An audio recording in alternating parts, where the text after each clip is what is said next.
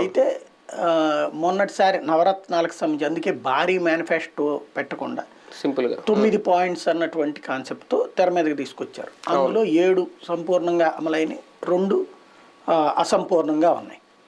ఒకటి జాబ్ క్యాలెండర్ది, ఒకటి జనవరికి job calendar అన్నది, ఒకటి మద్య నిషేధం, సంపూర్ణ మద్య నిషేధం. ఈ 2 మాత్రం నవరత్నాలు ఫెయిల్యూర్ కాన్సెప్ట్. మిగతా అన్ని సక్సెస్ఫుల్గానే చేస్తారు. సాధ్యం కాలేదనాలా, ఫెయిల్యూర్ అనాలా? ఫెయిల్యూర్ అని అనాలి. ఎందుకంటే మద్య నిషేధం, సంపూర్ణ మద్య నిషేధం అన్నటువంటి దాంట్లో దశల వారీగా తీస్తానని చెప్పేసి అసలు ఏమీ చేయలేకపోయారు కదా.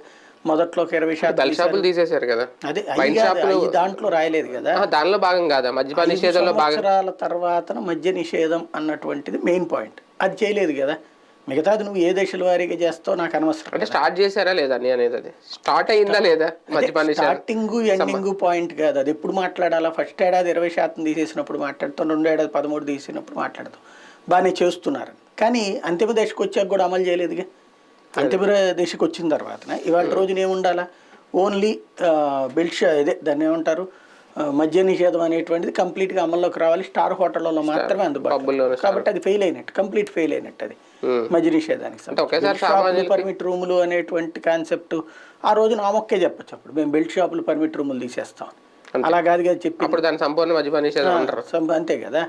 అప్పుడు పోనీ అంతవరకు లెక్క అవుతారు. కానీ ఏ ప్రభుత్వం చేయలేదేమో సామాన్యులకు మద్యం దూరం చేయడం అంటే. మానేసి ఎవడన్నా నిన్ను బతిలాడలే ఎవడన్నా